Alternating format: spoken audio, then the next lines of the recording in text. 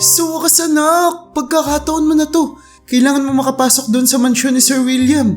Naghahanap siya ng katulong, saktong-sakto. Pwedeng-pwede ka doon.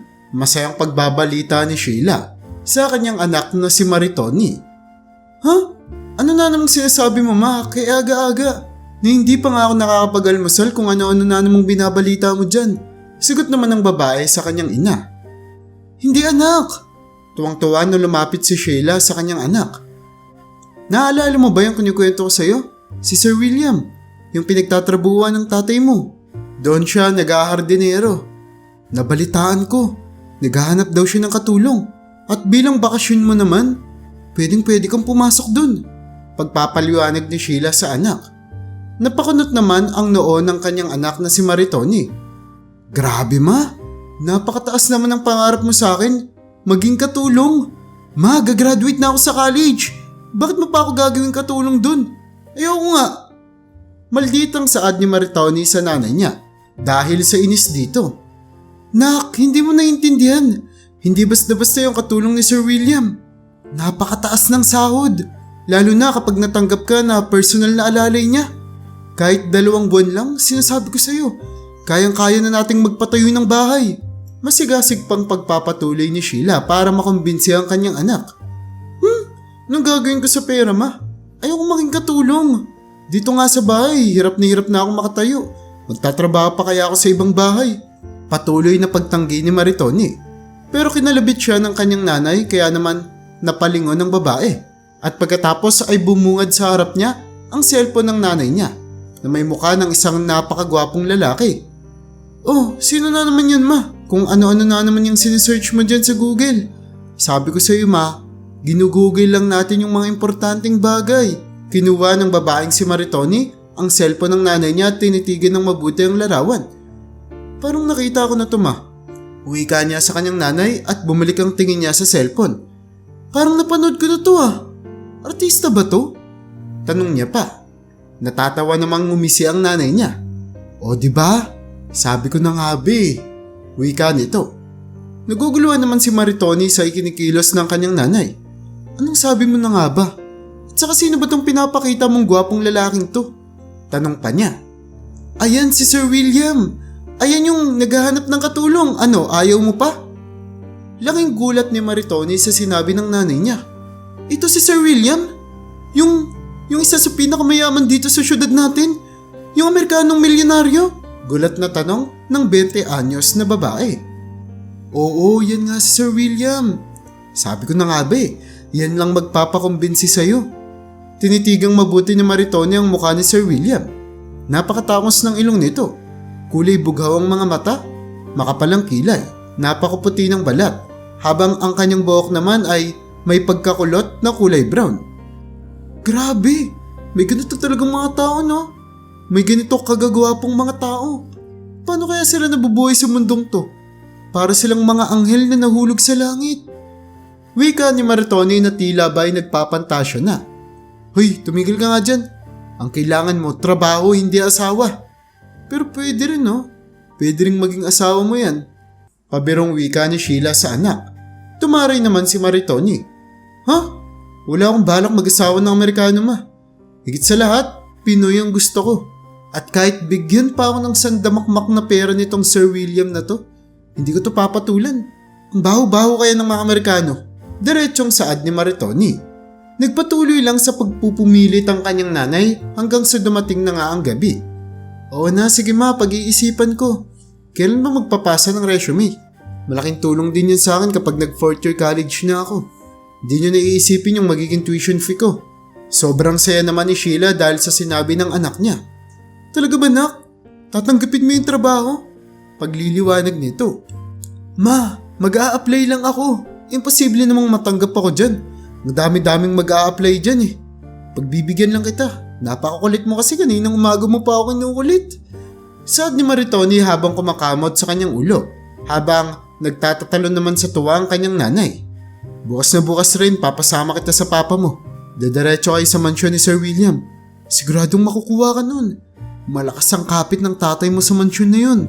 Tila ba'y kumikislap ang mga mata ni Sheila habang pinapayuan si Maritoni kung ano ang gagawin niya kinabukasan. habang wala namang pake ang dalaga niyang anak sa kanya at dumiretso na sa kwarto upang matulog. Nang dumating na nga ang umaga, pinag-drive si Maritoni ng kanyang tatay na si Peter papunta sa mansyon. Pa, nandito na ba tayo? Nagugulo ang wika ni Maritoni habang patuloy ang pag-andar ng motor na sinasakyan nila. Ngumingiti lamang ang kanyang tatay. Pa, ano ba? Nandito na ba tayo? Kanina pa tayo nagpapaikot-ikot ha. Pagtatakang tanong muli ni Maritoni. Anak, kanina pa tayo nandito. Hinahanap ko lang yung gate na papasukan natin. Nanlaki ang mata ni Maritoni sa sinabi ng kanyang tatay. Ano? Ibig mong sabihin, buong lugar na to kay Sir William? Tanong niya. Oo. Sa kanya lahat ng natatanaw mo dito. Agad naman nasagot ng tatay niya na tila ba ay proud na proud sa sinasabi niya. Grabe! Ang alam ko pa milyonaryo si Sir William pero hindi ko alam na ganito pala siya kayaman. Namamanghang wika ni Maritoni sa tatay niya. Maya-maya pa ay nakarating na sila sa isang malaking gate kung saan sinalubong sila ng dalawang mga gwardya. Oh Peter, nandiyan ka na pala. Wika ng isa sa mga ito. Oo, kasama ko anak ko. Mag-a-apply katulong ni Sir William kahit ilang buwan lang. Pagbabalita naman ni Peter. Ah, yan na pala yung dalaga mo. Kaidaran siya ng anak ko ha. Baka gusto mong ireto natin. Pabirong wika ng isa sa kanila. Tumaray naman si Maritoni. Hay nako mga kuya, wala akong balak sa boyfriend na yan. Tigilan niyo nga ako. Masungit na wika nito. Nangingi naman ang paumanhin ng tatay ng si Peter at dumiretso na sila sa mansyon. Sa loob ay mataimtim na nakaupo si Maritoni sa isang malaking upuan. Kasabay niya ang iba pang mga aplikante. Halos nasa 50 mga kababaihan ang naroroon. Lahat ay gustong makuha ang posisyon na hinahanap ng kanilang boss na si William. Grabe, nagmumukha tuloy akong nagmamakaawa dito para sa trabaho. Isinusunod ko lang naman yung gusto ni mama. Wika ni Maritoni sa kanyang isipan habang tinitignan ang napakahabang pila ng mga aplikante.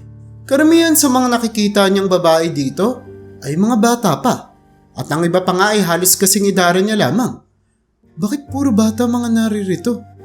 Kung naghahanap talaga siya ng katulong, mas maganda kung mas matanda. Pagtatakang tanong ni Maritoni habang isa-isang tinitignan ang mukha ng mga babae. At doon ay napansin niya na halos lahat sa mga ito ay naka-makeup. Siguro nagpapaganda to kay Sir William. Asa pa kayo na aasawain kayo nun. Katulong lang hanap nun. Pagmamalditan niyang wika sa sarili. Lumipas pa ang 2 oras. Pero halos hindi pa rin umuusad ang pila ng mga aplikante. Kaya naman paunti-unti nang naiinip si Maritoni. Pumasok na sa isipan niya na wag nang ituloy ang kanyang plano at hindi niya na lamang susundin ang gusto ng kanyang nanay. Ngunit ang problema ay hindi niya matawagan ang tatay niyang si Peter. Kaya naman kinikailangan niyang maghintay doon kahit na ayaw niya ng trabahong papasukan niya. Dahil din sa inip ay paunti-unti nang nakakaramdam na naiihi si Maritoni. Kaya naman binili niya muna sa isa sa mga babae doon na tignan ang kanyang pwesto upang umihi saglit. Sa kanyang paglalakad sa malaking mansyon ay halos maligaw-ligaw siyang hanapin kung nasaan ba ang banyo sa lugar na iyon. Sino ba naman kasing gugusto yung magkaroon ng ganito kalaking bahay? Ni hindi kang makapag-CR ng maayos dito. Paano kapag pagod ka na? Ayaw mo nang tumayo. Mas maganda kung may sarili kang banyo, di ba? Kung ganito rin naman pala kalayo yung CR mo di mas maganda pa rin yung bahay namin dito. Madaldal na pagrereklamo niya habang kinakausap ang kanyang sarili. Makalipas ang 5 minutong paglalakad ay sa wakas natuntun niya na ang banyo. Pero laking gulat niya na kailangan pa pala ng pin para mabuksan ito. Anong pinto to? Kahit pinto may password? Tanong niya habang nagpapalingalinga sa paligid. Sinubukan niya ang iba't ibang mga kombinasyon ng numbers pero walang gumagana at hindi pa rin bumubukas ang high-tech na pinto. Miss, do you need any help? Bungad ng isang boses sa kanyang likuran. Ano ba naman yun? Nag-i-English pa. Bulong ni Maritoni habang nakataligod. Hindi ko kailangan. Sagot nito habang nakatalikod pa rin. Natawa naman ang lalaki sa likuran niya. I'm sorry miss but I can't understand you. Do you want me to put the passcode for you? Pag-ulit ng lalaki sa kanyang katanungan. Pero nakatalikod pa rin si Maritoni at tila ba ay wala siyang pakialam sa lalaking nasa likod niya dahil ihing-ihi na siya. I said, I'm okay. English kalabaw na sagot ni Maritoni sa lalaki. Oh yeah? But you seems struggling there. Do you want my help? I know the password. Don't worry. Pagkukumbinsi pa ng lalaki. Pero nang hindi pa rin tumutugon at nakatalikod pa rin si Maritoni, ay nilapit niya na ang kamay niya sa touchscreen na pintuan at nilagay ang password. Dumampi ang kamay niya sa kamay ni Maritoni. Oh, sorry. Gulat na wika ni Maritoni. Ngumiti naman ang lalaki sa kanya. Ang mukha ng lalaki ay nasa gilid na ni Maritoni. At nang malinga siya saglit, ay doon niya napagtanto na si Sir William pala ang gustong tumulong sa kanya. Sir William! Gulat na wika nito. Ngumiti naman ang Amerikano sa kanya. You okay? Tanong nito kay Maritoni. Yes. I just need to go to the bathroom. Just wait for me, okay? Pag-uutos niya kay Sir William na natatawa naman sa kinikilos na Maritoni dahil halatang ihing-ihi na ang babae. Sinunod naman ni Sir William ang kanyang sinabi. Makalipas ang 3 minuto ay lumabas na si Maritoni. Thank you for waiting for me. Madiin na saad ni Maritoni. Nah, it's fine. Are you okay now? I just need to go to my office and do some paperworks. There are so many applicants waiting for me to arrive there. So, if you may, I will leave now, okay? Pagpapaalam ni Sir William pero pinigilan siya na Maritoni. Sir, please give me some chance. Nagulat ang lalaking si William sa sinabi ni Maritoni. What do you mean, give you some chance? Namumula ang pisngi ng Amerikano habang curious sa gustong sabihin ni Maritoni. I mean, sir, I've been waiting for you in 2 hours. Pilit na English na Maritoni. Hindi naman kasi siya sanay sa salitang Ingles. Pero ginagawa niya naman ang lahat para maayos na makipagkomunika sa kanyang future boss. Oh, I see. Have you been waiting for me for 2 hours? Halata sa ekspresyon ng Amerikano na naawa siya kay Maritoni dahil ang tagal nitong naghintay para sa pagdating niya. Malungkot naman na tumango si Maritoni. Yes sir, and I cannot wait any longer, so please interview me here, now, in this hallway, in front of the CR. Pabirong saad ni Maritoni na nagpatawa sa Amerikano. Oh, you silly girl. If you don't mind, then yeah, let's do the interview here. I will just grab some chair for us to, talk to each other. Pilit na binabagalan ng Amerikano ang kanyang pagsasalita ng Ingles para mas mainam na maintindihan ni Maritoni. Namumula naman ang pisngi ni Maritoni na tumango. Makalipas ang 1 minuto ay bumalik agad ang Amerikanong si William at nagdala ng upuan para sa kanilang dalawa. Nagkaroon sila ng interview. Tawa ng tawa ang Amerikano sa kung paano sumagot si Maritoni ng kanyang mga katanungan. Pero nalimutan na atang sabihin ng babaeng si Maritoni na hindi lang siya ang naghihintay sa Amerikano at napakarami pang aplikante ang naghihintay sa pila. Pero wala na siyang balak sabihin pa ito. Masaya siya dahil siya ang unang na-interview ni Sir William. At sa wakas, ang una sa kanyang isipan ay makakauwi na rin siya. Matapos ang halos 15 minuto nilang pag-i-interview, ay laking gulat ni Maritoni sa sinabi ni Sir William. Okay Maritoni, or Tony for short, you are hired. Pagbabalita ni Sir William. Ha? Ano po sir? Tila ba'y naguguluhan si Maritoni sa mga nangyayari. Ang gusto niya lang naman ay ma-interview. Hindi niya gustong ma-hire ka agad. I said, you passed the interview. You are now my personal assistant. Saad ng Amerikano na ikinagulat ni Maritoni. But sir, I am just applying for your personal maid. I don't know that you are hiring for your personal assistant. Pagpapaliwanag ni Maritoni. Napakaamat naman ang ulo ni Sir William. At doon ay mas lalo lamang nakita ni Maritoni ang napakagwapong mukha nito. Tila ba ay mas gwapo pa ito sa personal kaysa sa mga picture. I'm sorry to hear that, but I'm looking for personal assistant, not personal maid. Natatawang saad ng Amerikano. But anyway, just follow me. We will just process some papers and you're good to go. Naguguluhan man pero sinunod na rin ni Maritoni ang sinasabi ng Amerikano.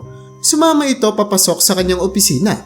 Pero habang naglalakad sa hallway ng mansyon ay nakayuko naman si Maritoni habang tinititigan siya ng ibang mga aplikanteng naghihintay sa pagdating ni Sir William. Nahiya si Maritoni dahil tila ba ninakaw niya si Sir William at hindi niya na binigyan ng pagkakataon pa ang iba.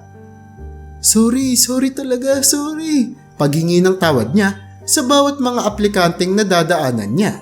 Nang makapasok siya sa opisina ay narinig niya mula sa labas ng hallway sa mga naghihintay na aplikante ang sigaw ng isang lalaki. Okay, tapos na po yung interview, may nahanap na si Sir William. Pwede na kayong umuwi. Lalong nakonsensya si Maritoni dahil sa sinabi ng lalaki. Kung pwede niya lang sanang tanggihan ang posisyon. Pero siguradong magagalit naman ang nanay niya kapag ginawa niya iyon. Kaya naman, sumabay na lang siya sa agos. Pinapirmahan siya ni Sir William niya ng ilang mga dokumento at binigay na rin ang kontrata, kung saan nakasaad doon kung magkano ang kikitain niya sa loob ng isang linggo. Sir, I think you made some mistakes here. It said here that I will earn 50,000 per week. I think it should be per month, right? Pagtatakang tanong ni Maritoni nang makita niya na 50,000 per week ang sahod niya. Seryoso namang tumingin sa kanya si Sir William at tumingin sa papel. No, it's not a mistake. Your salary will be 50,000 per week. You read it right. Nanlaki ang mga mata ni Maritoni dahil sa sinabi ng Amerikano. Ano? Kikita ako ng 50,000? Sa isang linggo? E di hindi na talaga ako mag-aaral nito. Buti na lang pala talaga sinunod ko si Mama.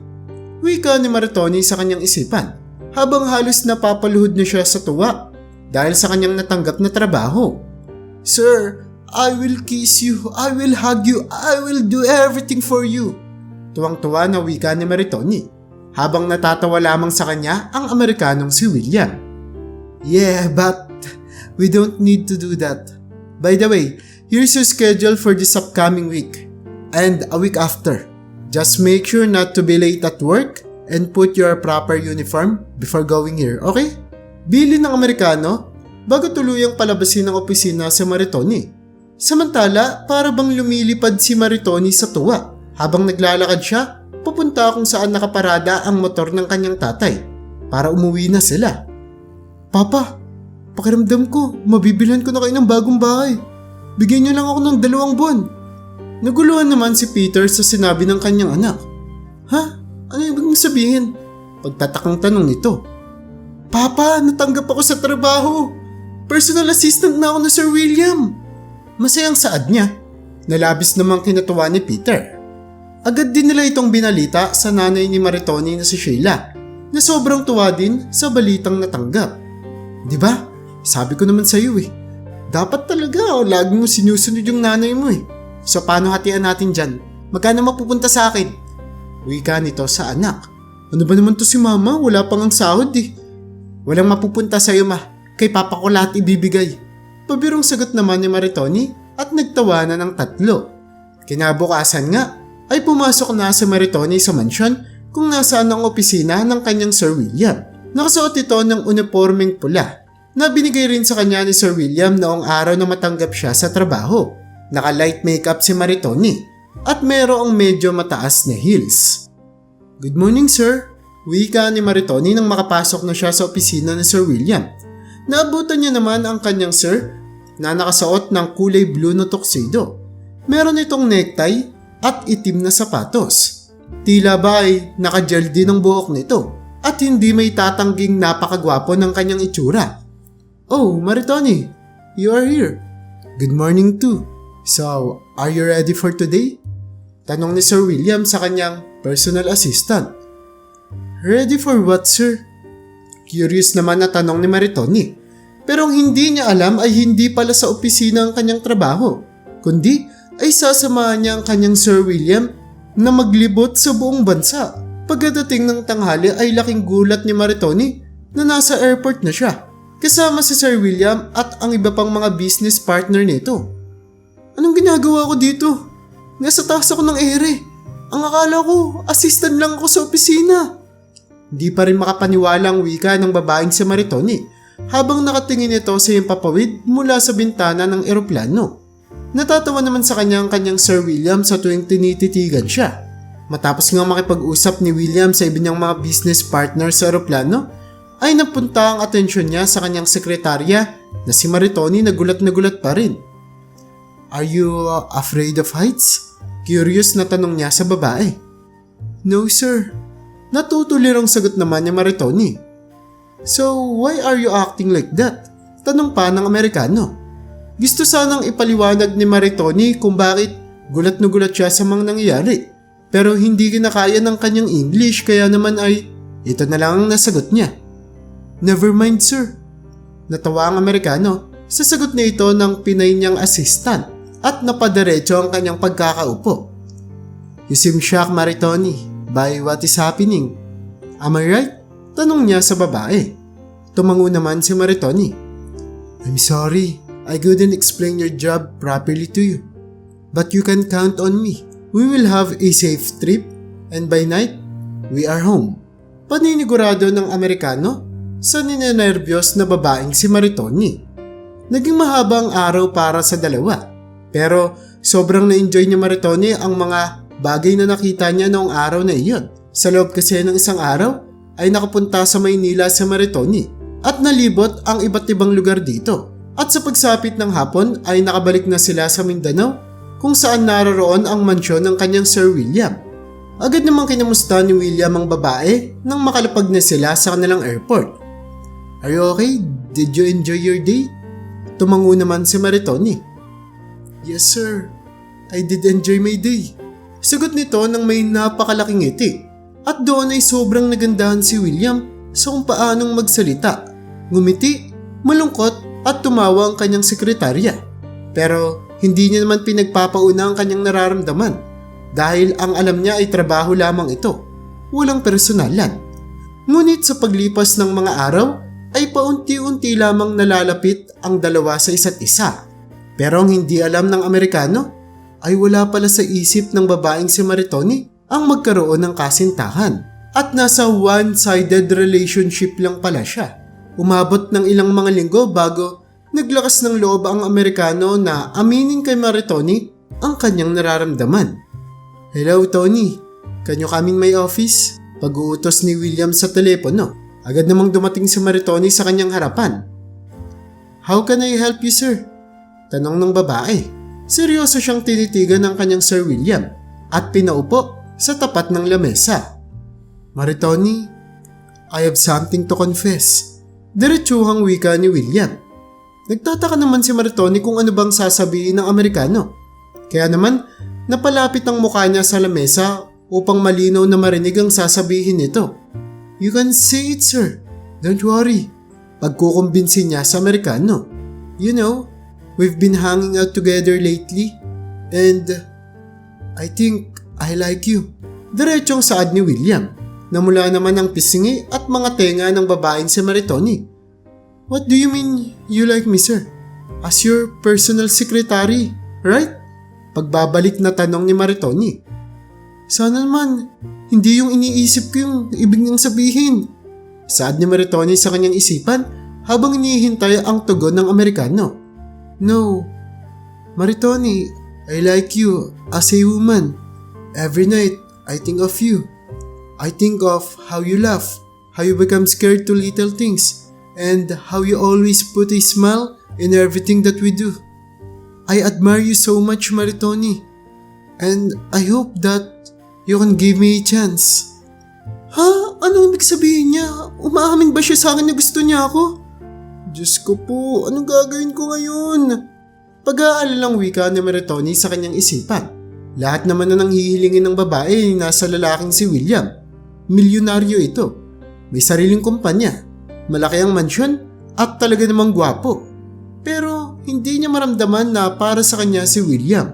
At hindi pa rin naman nagbabago ang katangian ng lalaki na gusto niya. Gusto niya ng Pinoy. Hindi na alam kung bakit pero ito talaga ang gusto niya. Pilit na binuo ng babaeng si Maritoni sa kanyang isipan ang tamang mga salita na pwede niyang sabihin para magalang na i-reject ang Amerikano. "But sir, you know that I'm not looking for boyfriend right now." Paunang wika ng babae. Tumango naman si William. That's why I am confessing to you.